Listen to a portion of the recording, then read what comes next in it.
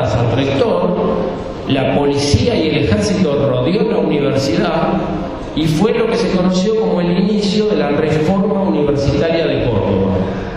Un quilombo estudiantil que se produjo medio siglo antes, 50 años antes que el Mayo francés. Y en el mundillo universitario, de los progresos universitarios, que escucha Manu Chao, etcétera, que me encanta y todo eso, es el aguante el Mayo francés. Pero la reforma universitaria plantea el mismo programa medio siglo antes. El tema que lo hace en Argentina. Sí, no en París, en Argentina. Y muchas de las consignas que se volvieron famosas y que todavía el movimiento estudiantil zurdo levanta, como por ejemplo, el examen es una mierda, porque con el examen te quieren disciplinar, hijos de puta. Bueno, todo eso lo planteaba la reforma universitaria, mucho antes que el Mayo francés. Y el principal ideólogo de la reforma universitaria se llamaba Deodoro Roca. Deodoro Roca. En esa época no era marxista, era un pibe, tenía 28 años, es el que escribió el manifiesto de la reforma universitaria de 1918, que es el día de hoy que se conmemora todavía, ¿no? Y tenía una mezcolanza importante, o sea, también era una síntesis ecléctica de marxismo, de anarquismo, de filosofía de Nietzsche y de psicoanálisis de Freud. Pero todo eso lo conjugaba a partir de una corriente previa que no existe en Europa, que es original de nuestro continente, que los profesores de literatura, si se acuerdan de la escuela secundaria, llamaban el modernismo. Si a uno no le interesa la literatura, dice, a mí qué carajo me importa, es una corriente más de literatura del siglo XIX, el modernismo. Resulta que después de la secundaria uno pudo ir investigando, el modernismo no era solo una corriente literaria, era una corriente política y cultural, y que tenía un eje central, la lucha contra Estados Unidos. El enemigo, ¿quiénes eran? Los yanquis. Y se asociaba a Estados Unidos con el mercado y con el dólar. Y todo eso se vivenciaba como un mundo de mediocridad. Hubo un señor que escribió un libro que se llamaba El hombre mediocre, puteando, insultando la mediocridad del mercado y de la burocracia. Mercado y burocracia, dos exponentes de la mediocridad. Y la síntesis de toda esa mediocridad, ¿dónde estaba? En Estados Unidos. Entonces, toda una corriente, que en la escuela nunca te la cuentan así, pero que era ferozmente antiimperialista, pero no marxista, porque su antiimperialismo era más cultural. El fundador de esa corriente, dicen las malas lenguas, y yo estoy de acuerdo, ¿quién era? José Martí, el cubano José Martí. ¿Quién más perteneció a esa corriente? El poeta nicaragüense Rubén Darío, que escribió un poema que se llama Oda a Roosevelt. ¿Quién era Roosevelt? Como el Obama de aquella época, el presidente yanqui. Y lo recontra caga a puteadas, ¿sí? Y dice, ustedes que invaden, que viven invadiéndonos, que nos inundan con el dólar, nosotros a la larga le vamos a ganar. Todo de manera poética y cultural, pero Martí, José Rubén Darío. En Argentina, ¿quiénes estaban en esa onda? El joven Leopoldo Lugones, que después se transformó en un facho total, ¿sí? Terminó su vida aplaudiendo los golpes de Estado, miserable. Su hijo se convirtió en comisario de la policía y es el que inventa la picana eléctrica. Mirá qué cosa siniestra. Y su nieta, como anécdota, termina siendo la compañera de Rodolfo Walsh y muere en la guerra, ¿no? Y se presentaba a sí misma, yo soy la nieta del poeta, la hija del torturador, ¿no? Una vida trágica. Pero el joven Leopoldo Lugones también formaba parte de este movimiento. ¿Quién más? José Ingenieros, el joven José Ingenieros, que pasó a la historia como un psiquiatra, un tipo médico, asesor del presidente Roca, pero se desconoce que estuvo en la fundación del Partido Socialista y que era más radical todavía en esa época que Juan B. Justo. Bueno, de toda esa playa, de todo ese conjunto de pensadores del modernismo, repito, José Martí, Rubén Darío, bueno, me olvidé de un mexicano, José Vasconcelos, que fue el ministro de Cultura de la Revolución Mexicana de 1910, el joven Lugones, José Ingenieros, de todos ellos se nutre Deodoro Roca.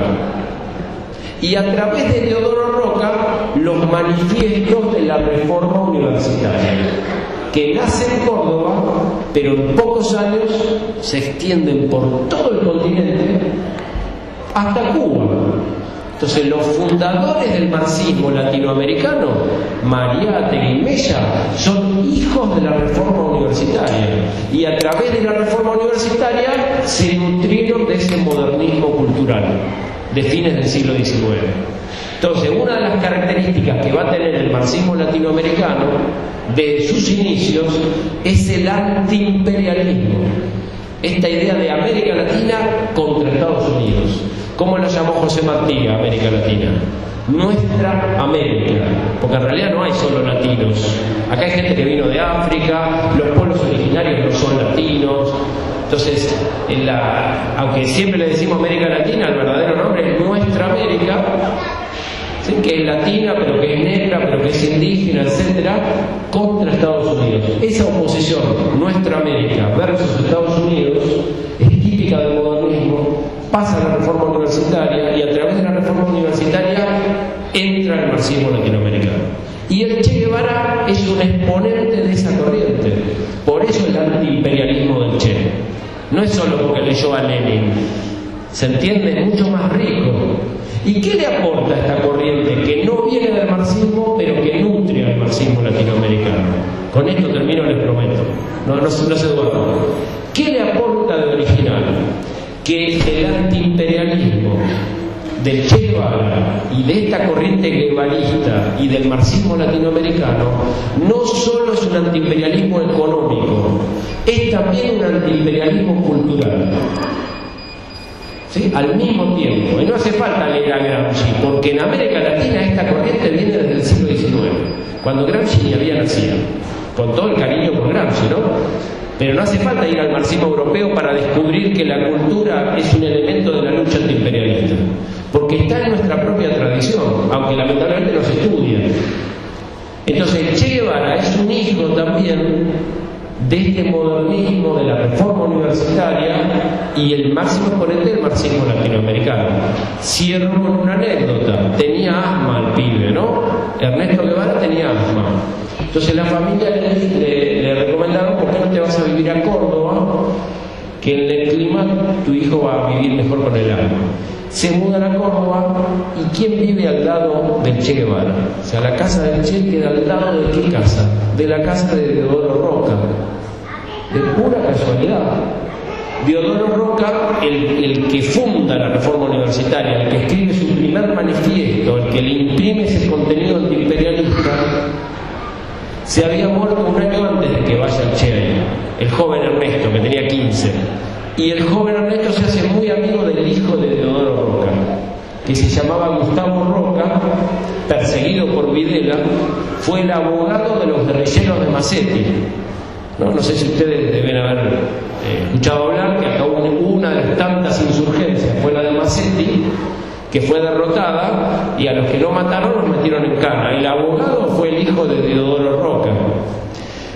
Trelew, escucharon hablar de la masacre de Trelew. Cuando se escapan los jefes guerrilleros a Chile, se sacan una foto famosa, están todos abrazados. Roby Santucho, Vaca Narvaja, Gorriarán Merlo. ¿Y quién aparece ahí? Gustavo Roca, porque también fue abogado de Santucho y de todos estos revolucionarios de los 70. O sea, hay un hilo directo. Y el joven Ernesto Guevara se formó en la biblioteca de Deodoro Roca. porque era del papá de su amigo personal.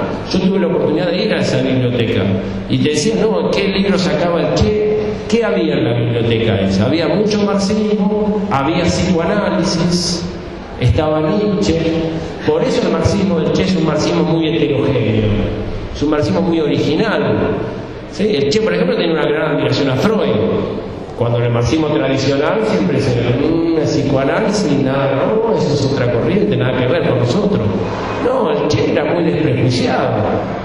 Entonces, en el marxismo del Che hay muchos nutrientes, muchos afluentes, que bueno, en una hora es difícil agotarlos, ¿no? Sería como para investigarlos más a fondo. Pero por eso es un marxismo tan rico. Además de la práctica política, todo eso que lo vamos a seguir conversando en otras reuniones, ¿no? Pero es un marxismo muy original. Y el antiimperialismo del Che y el guevarismo, insisto, en polémica, por si alguno no se dio cuenta, en polémica con otras corrientes de nuestra izquierda, el antiimperialismo del guevarismo no es solo económico, porque el marxismo no es un economicismo, es una concepción del mundo mucho más integral. Y en el Che, el antiimperialismo también tiene un componente cultural. Y la cultura no es para boludos de clase media, como algún marxismo medio rudimentario cree. No, es una dimensión fundamental de la lucha antiimperialista. Y esa es la fuente, a mi modo de ver, de donde se nutre el Che. Bueno, me gustaría ahora que intervengan ustedes, y si no se han dormido, si todavía tienen ganas, preguntas, intervenciones, opiniones. Usted dice.